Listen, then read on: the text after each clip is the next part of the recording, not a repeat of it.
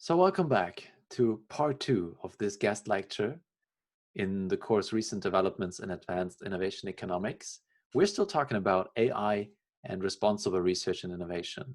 And for this second part, I would like to take up the distinction that we were able to derive by looking at the Asilomar AI principles in the last part of this talk and talk a little bit about how AI is discussed from a societal perspective, a legal and an ethical perspective, right? So last time I tried to convince you of the relevance of AI by looking at AI, what it is, what it can do, how it may create harm or benefits. But we can also assess the relevance of this technology by simply looking at how society is reacting to it. And that's what we're going to do in this part two. Now, I would like to start doing this by claiming that AI is a new and emerging technology. I've listened to my last talk and you heard me say, well, AI is a research field that is more than 70 years old. So the term new kind of sounds a little bit weird, right? So AI as a concept may not necessarily be new to AI researchers in the field. However, I would argue that it is still certainly new to society. And especially this is true for these new, more sophisticated forms of connectionist AI, so neural networks. Yeah. Because right now we see it for the first time in history diffusing into our society by it being implemented in products, recognizing your speech, or it enhancing the efficiency of manufacturing processes within companies, but also displacing jobs in manufacturing plants maybe. So the concept and the diffusion of AI is certainly new to society as a whole.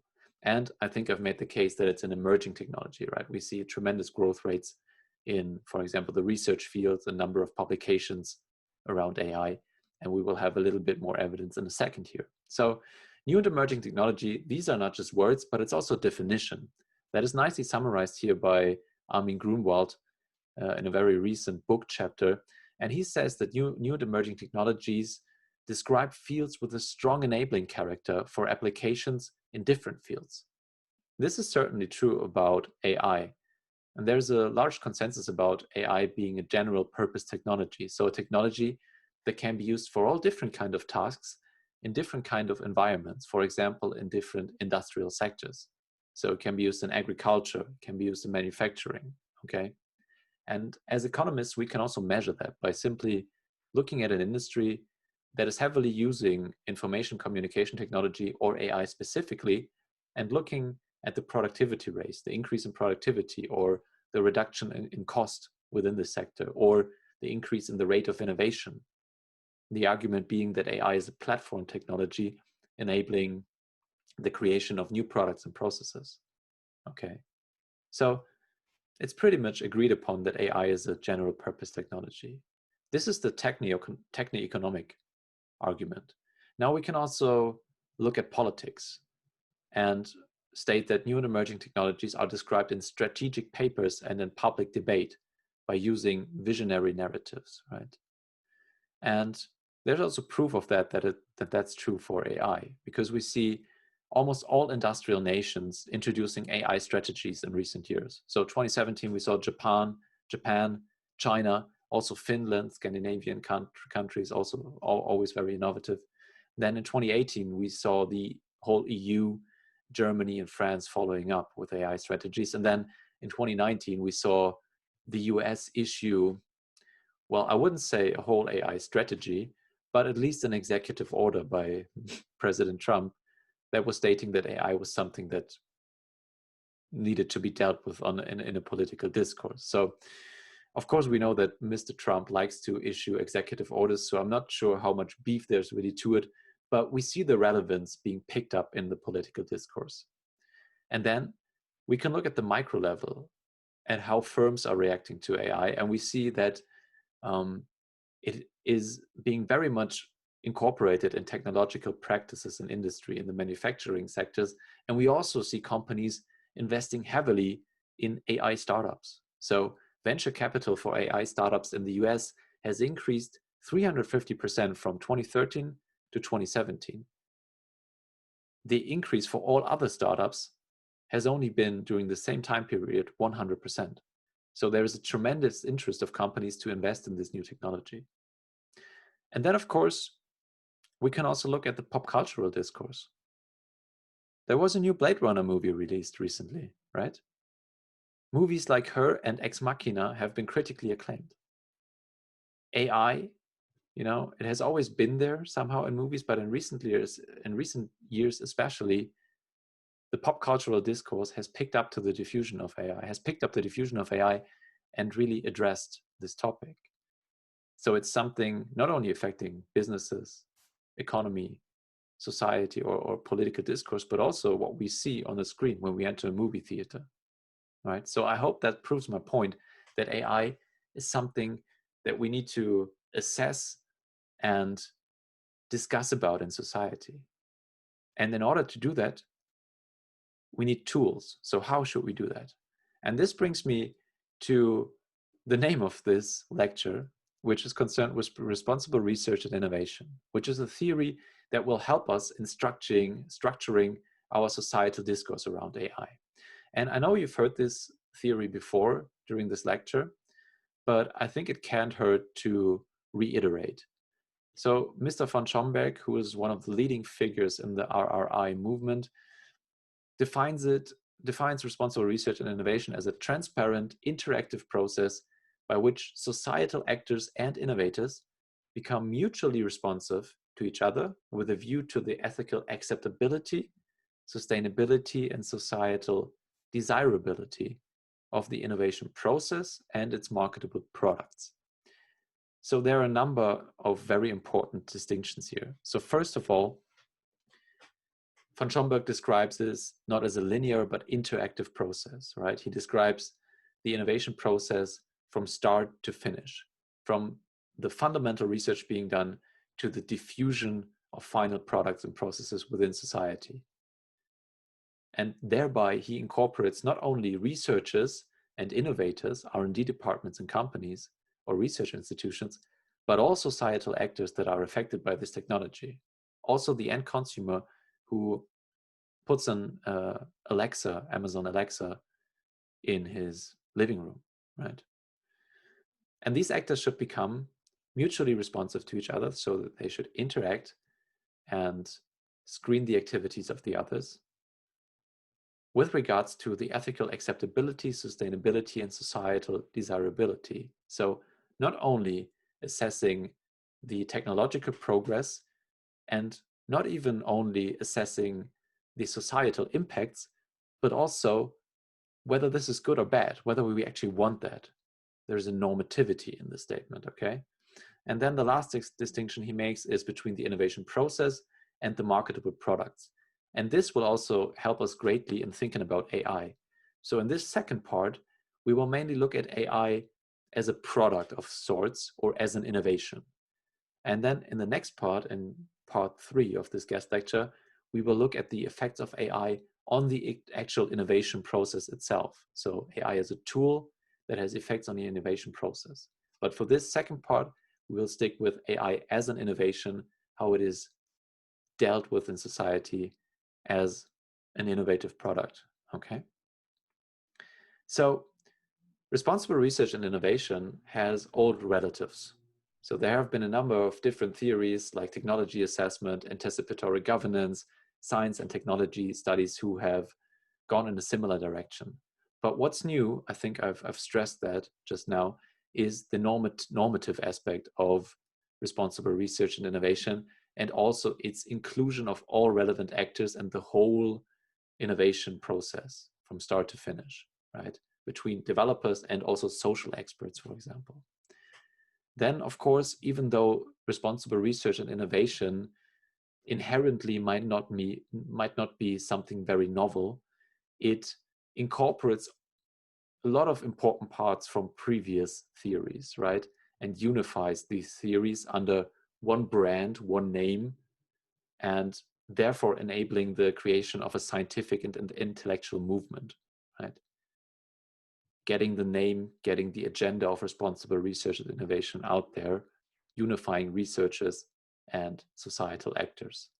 And then, of course, it also helps simply as a term to be supported by policymakers, for example. So we see responsible research and innovation being heavily driven in Europe and by the European Commission, for example, in the Horizon 2020 program, where a lot of monetary funds were given out to research projects, and most of them needed to address the ideal of responsible research and innovation.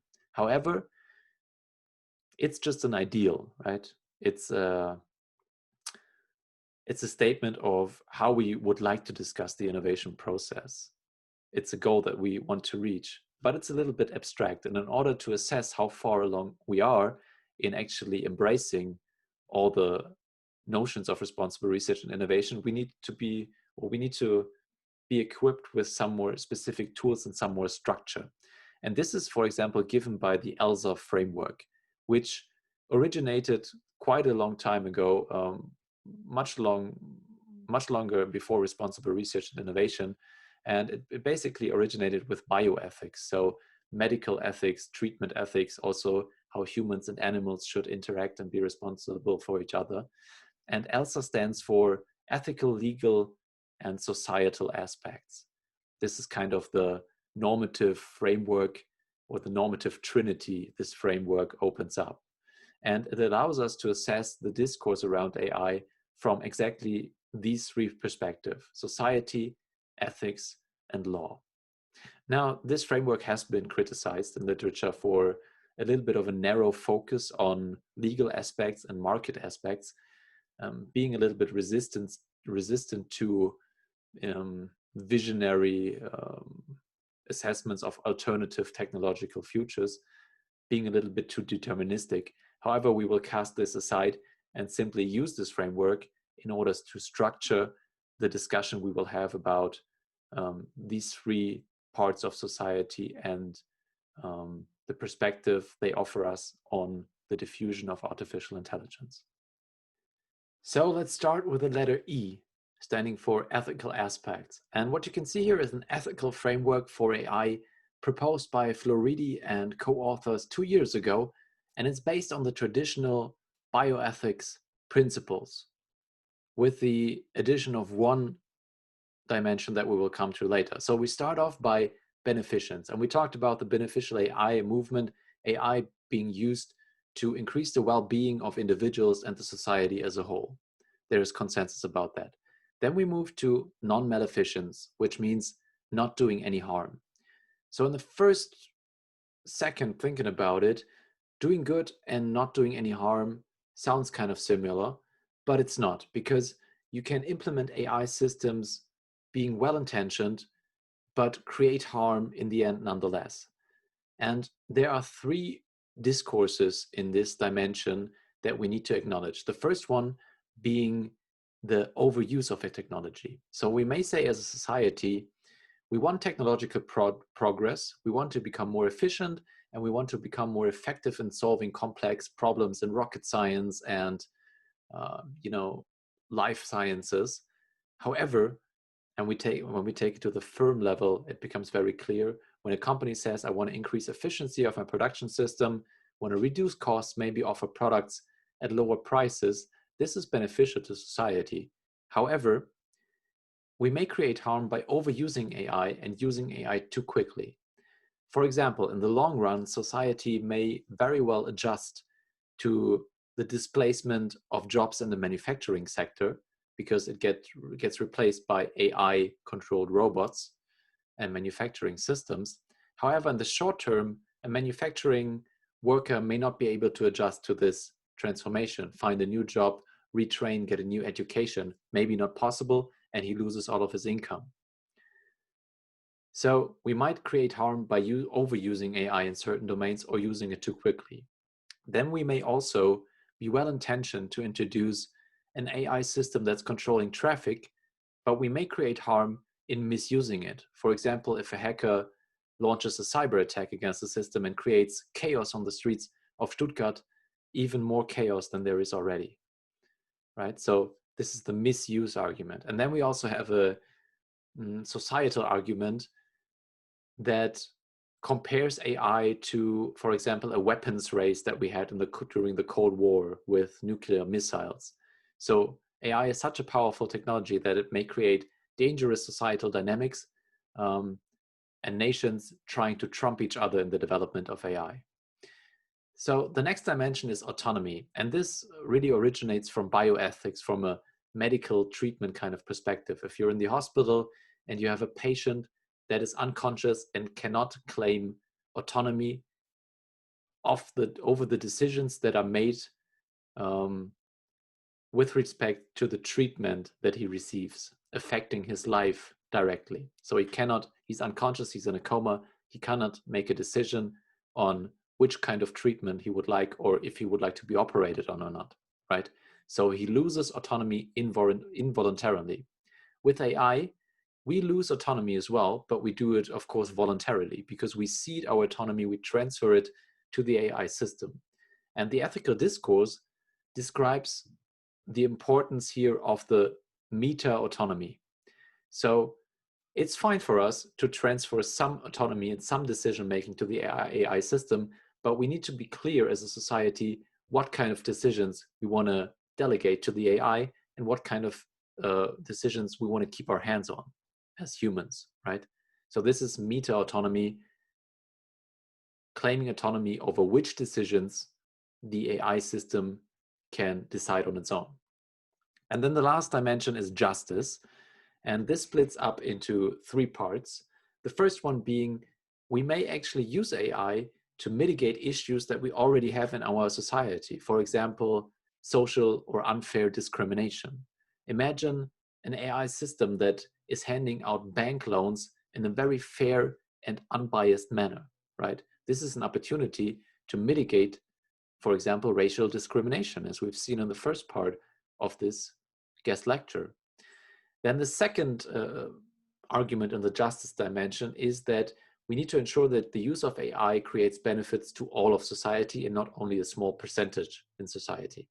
And then the last argument here is that we need to prevent that AI creates any new harms that weren't previously there. For example, if we look at the American elections, we might see that AI systems kind of are a danger to our democratic society and social unity, when we see AI bots formulating and spreading messages of hate and misinformation around the internet, therefore dividing our society. So this is a risk that we need to discuss. And then lastly, a dimension that is purely unique to the use of AI is explicability. Explicability has 2 components. The first one being accountability. So when we decide to transfer autonomy from us humans to an AI system, we better want to know who is responsible for this AI system whenever it decides something, because an AI system is not a legal entity per se, and we need to be clear over who can be made responsible for that. So that's accountability. And then there's transparency. So whenever we decide to transfer decision-making to the AI, we better know which factors drive the decision-making of the AI system, right? So we really want to, especially with very important decisions, we want to keep track of how the AI is solving problems and coming up with its recommendations, okay? And this, especially this transparency argument transparency is very hard to achieve with systems that can solve problems in a way that are superhuman, because it's hard to understand how the problem was solved. And I would like to illustrate that by showing you a neural network in the working, right? So I've gone to a website here that you can visit as well, playground.tensorflow.org, and there you can play around with a neural network. And in this example, I choose a classification task that I introduced to you earlier in the first part of this lecture. So you can see on the right, there is a picture with blue and orange dots, and the neural network here in a second will have the task to classify the regions in the pictures that are occupied by blue dots and the regions that are occupied by orange dots. And the way the neural network works is that it receives a number of input variables. You can see that in the feature column here. And for the beginning, I would choose 2 variables, an X and a Y variable. And then this information will be transmitted to a number of hidden layers with a number of neurons, so a number of mathematical, statistical filters and formulas being applied to the information, and then going through all the layers, resulting in an output. So I will show you what I mean. I choose the classification task. Again, the goal is to classify regions as blue and orange in this picture. And then I select two feature vectors or two variables, two hidden layers with two neurons each. And you can see that the information, when you look at the connections and the lines between the feature vector and the neurons, gets transmitted to these different layers, and in the end creates an output. And you can see each neuron applying its own mathematical filter, and the neural network, as I stop this video here, as emphasized by the thickness of the lines, decides which neuron to emphasize for the final output and which filter to neglect maybe a little bit more for the final output.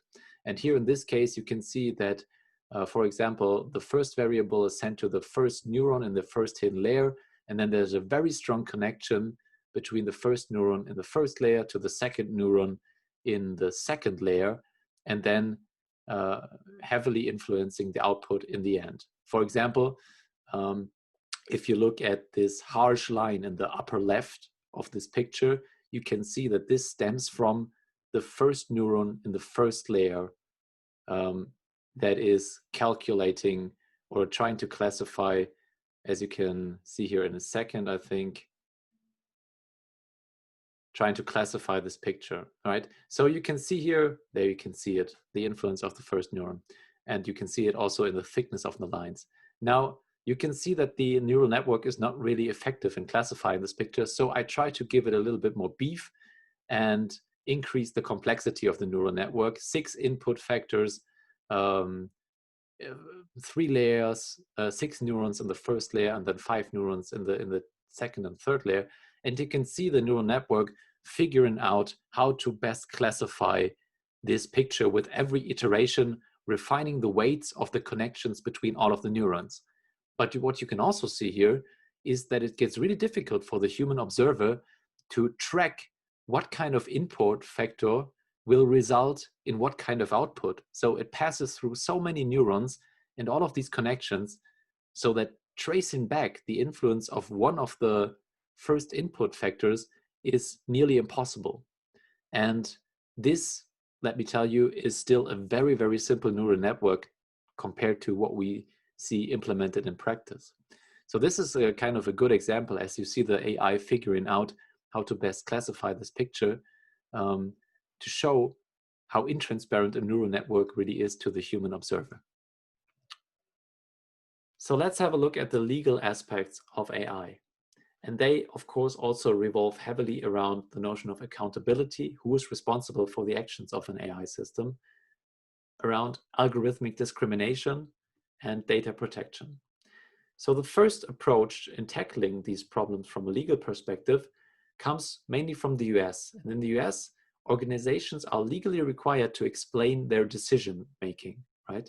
And this may nicely transfer to the use of AI when companies are legally required to explain the decision making that was made on their behalf by an AI system. So if they're legally required to do so, this, however, may create some problems. As we just saw in our example with a neural network, mapping inputs to intermediate calculations to output of an AI system is very challenging. So this may result in 2 developments. The first one being only very resource-abundant companies who have a strong competence in AI technology will be able to also use AI technology, because they will be able to employ complex systems and also explain their workings. Small to medium-sized enterprises may not have the resources or the competence to do so, kind of creating an unfair competition here, concentration of market power. Or we will see businesses implementing AI systems that are simply suboptimal, that are not very effective, not reaching the full potential, kind of neglecting the benefit of a system that can reach superhuman capabilities in certain tasks, But even if the system will be suboptimal and inefficient or not even effective, it may still be easily explained. So therefore meeting the legal requirement, but kind of neglecting the benefit of AI. Okay. The next approach comes from the European Union mainly, where this discourse evolves, and it bases on the general data protection regulations that we have in the EU, the GDPR, right? And I've brought a first quote here by Sandra Wachter in Mittelstadt, and they say, the right to reasonable inferences is needed to help close the accountability gap currently posed by high-risk inferences, meaning inferences drawn from big data analytics that damage privacy or reputation or have low verifiability in the sense of being predictive or opinion-based while being used in important decisions. And what this says is basically that we as citizens of the European Union have the right of reasonable decision-making when we are affected. And especially when this decision-making process is based on an AI system that is using big data of ourselves, right? Big data that we created, analyze our behavior, and maybe thereby damage privacy laws or make inferences that are untrue and damage our reputation, but we don't even know about them. So we as citizens have, by default, should have a right to reasonable inferences made by an AI system, especially when the system is making important decisions that are important to us, for example, whether to receive a bank loan or not, right? And we have some legal levers that we can pull in order to get a little bit more transparency in how AI systems are affecting our daily lives. For example, Article 15, paragraph 1 in the GDPR states individual access rights, and these may be used to demand information on the existence of algorithmic biases, maybe discriminating a certain person in a decision-making process, right? Or Article 58 and Article 35 may be used to implement by public institutions algorithmic audits of companies and data protection impact assessments, right? So these are some levers that we can pull. And lastly, there's the notion of AI fairness, which is really interesting. So Philip Hacker says, algorithmic fairness cannot, of course, address the roots of injustice in society, but it can mitigate some of its outcomes. This points to one great advantage of algorithmic vis-a-vis human decision-making: its design parameters can be consciously chosen, right? Whereas human decision-making is oftentimes very subjective, not very objective at all, tainted by prejudice, experiences in life, or simply the mood you're in on a given day. The algorithm presents us with the opportunity to specify parameters that may even be used to counteract systematic discrimination in our society to create as fair of a decision-making process that we can think of when, for example, a decision has to be made whether to hand out a bank loan or not. The problem here is that we as a society need to agree upon a common set of values that we would like to implement into these AI systems, which is, of course, a very, very complex discourse with many, many, many parties involved. Finally, let's look at societal aspects. Take a step back. And of course, in the overall societal discourse, many of the issues we talked about up until now are very, very present. So transparency, accountability, the positive beneficial impact of AI on economy, on education, making sure that the national security is protected. And we also see regional differences in the discourse. So for example, the US is much more heavily concerned with AI fairness and safety, so cybersecurity, and at the center of the discourse are the government and private research institutions and companies. In the EU, it's much more, the discourse takes place much more heavily in public institutions and revolves around AI ethics. Whereas in the UK, it's more about socially beneficial AI, and the discourse takes place in governmental commissions mostly, okay? Through the board, in all of these regions, we see a very strong focus of the societal discourse on short-term effects. So at the very forefront, the substitution effect. the disruption on the job market that is so feared by many, the pace at which this transformation is taking place. However, what's missing, and this is a little bit due to a tangibility problem that AI has. So for the longest time, AI has been equated to robots taking over manufacturing tasks, because it's easier to think about a robot that you can touch, that you can see carrying out a task, vis-a-vis a algorithm that works in the back, and you can't really picture yourself what's happening there, right? So this tangibility problem has caused the societal discourse being very much focused on short-term effects. So the notion of robots now has evolved to really acknowledging what AI really is, but it's still revolving around mainly short-term effects by looking at very narrow application of machine learning algorithms that we already see today.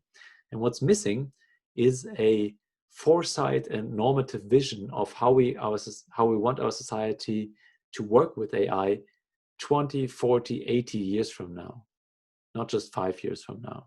Yeah? And the good thing is that, as you have seen during this lecture here, that a lot of the ethical issues and dangers are very well understood. We know the projections that there might be in general intelligence, is super intelligence coming, maybe not, but we have the projections and we have thought about this, and we know what kind of issues to focus on. And maybe we have a little bit of time to do that, right? But we should start right now to think about our future society in the presence of more sophisticated forms of AI. And this is a framework that can help us in doing just that. It comes again from Floridi and co-authors, and it shows us the societal opportunities and risks connected to sophisticated forms of AI. So they say that the first opportunity created by AI is human self-realization. So basically answering the question, who we can become. They argue that AI may relieve us of very repetitive and mundane and physically straining tasks such as manufacturing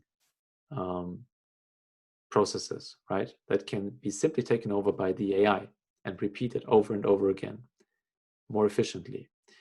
However, this creates an opportunity. They compare maybe to the introduction or the innovation of the washing machine that liberated women from their domestic work, managing the household back in the 20th century, right? And in the same way, AI may help us, every one of us, to be relieved of some very straining and repetitive tasks that are not really helping us as humans to reach self-fulfillment, right?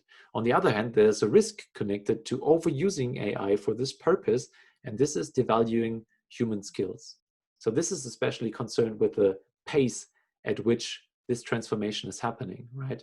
If we rapidly replace and devalue human skills, for example, manufacturing skills, and there's a big disruption in the job market, this may, of course, create harm and risks in the short term if this transformation is either too fast or not handled well in society. For example, we as society might provide a safety net to people affected by this transformation by offering them universal basic income. So whenever a person is too old to retrain, find a new occupation, they don't lose all of their income by some automation taking place in a manufacturing plant, but will still receive universal basic income, okay? The second opportunity they see in AI is enhancing human agency. So this basically answers the question, what we can do. We can do it better, we can do it faster, more efficiently, right?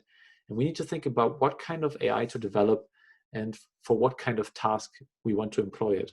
Do we want to stay with repetitive tasks that we don't want to do ourselves? Or do we also want AI systems, and we see that emerging right now, take over creative tasks in painting pictures and creating music? Or do we want to keep that to ourselves?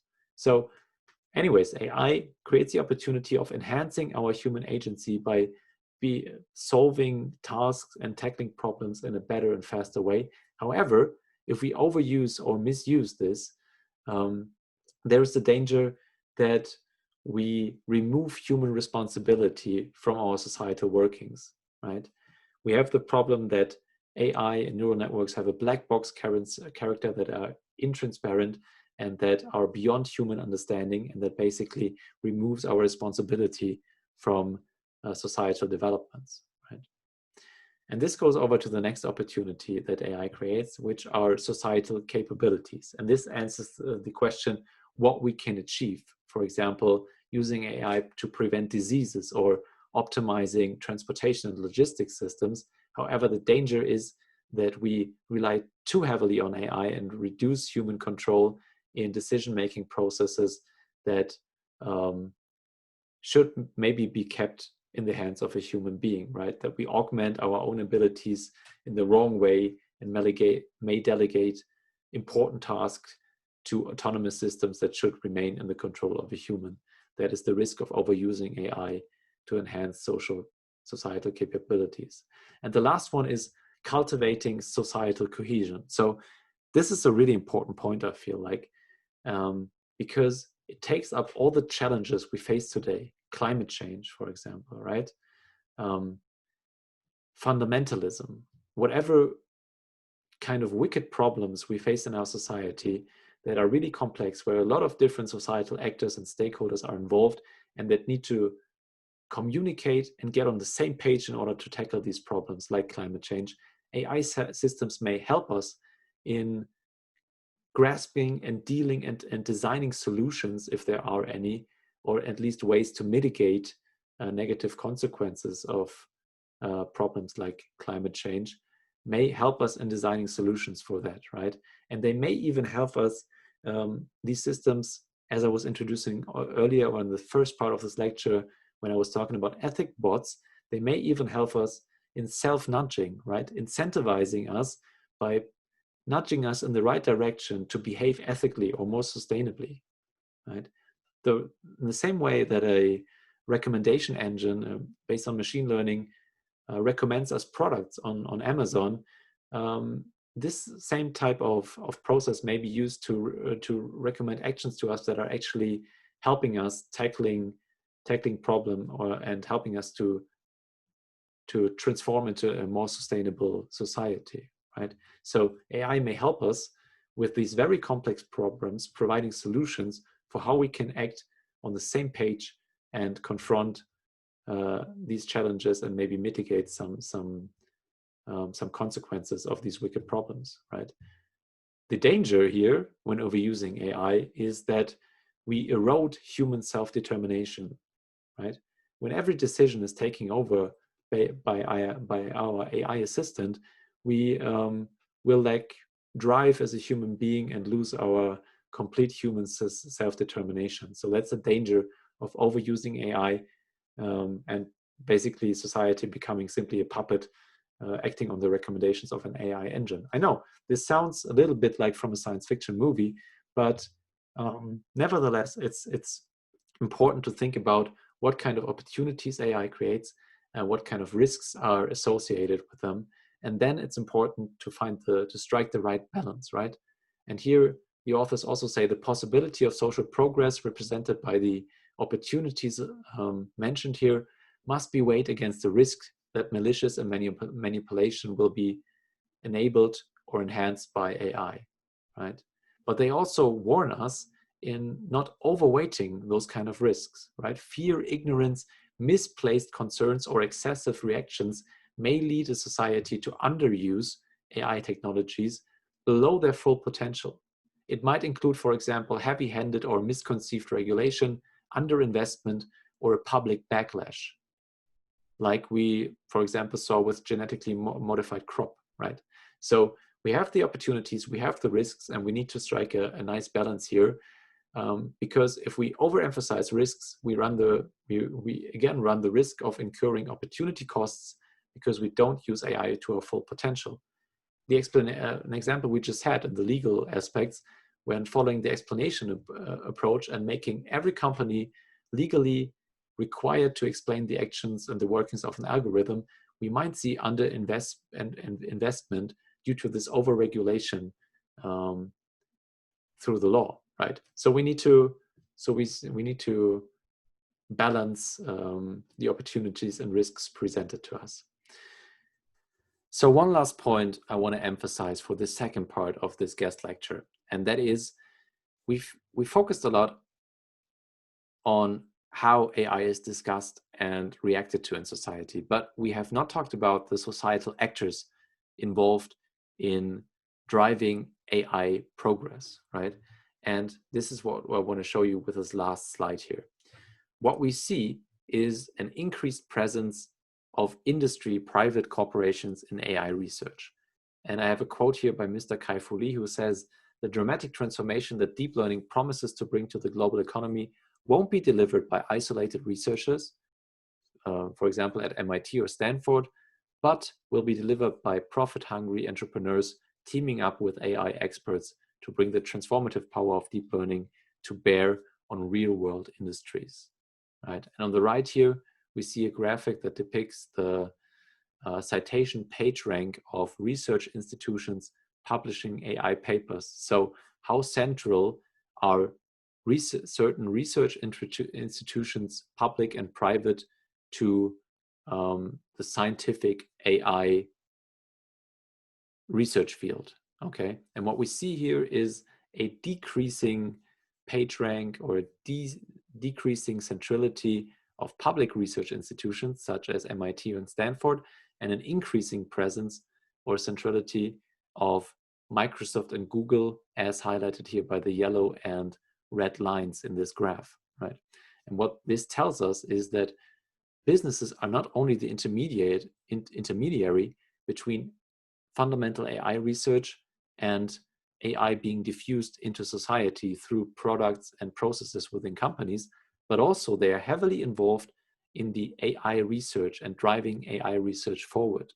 And of course, this is no reason to be concerned, but we need to acknowledge and screen this development, because it kind of removes one part from the equation here, which are the public research institutions that are much more connected to, you know, governmental supervision and connected to maybe normative frameworks developed by governments in our society, which companies do not necessarily have to adhere to, because they're mainly profit-driven organizations. So, of course, we have companies like Google signing on and presenting ethical principles for AI research.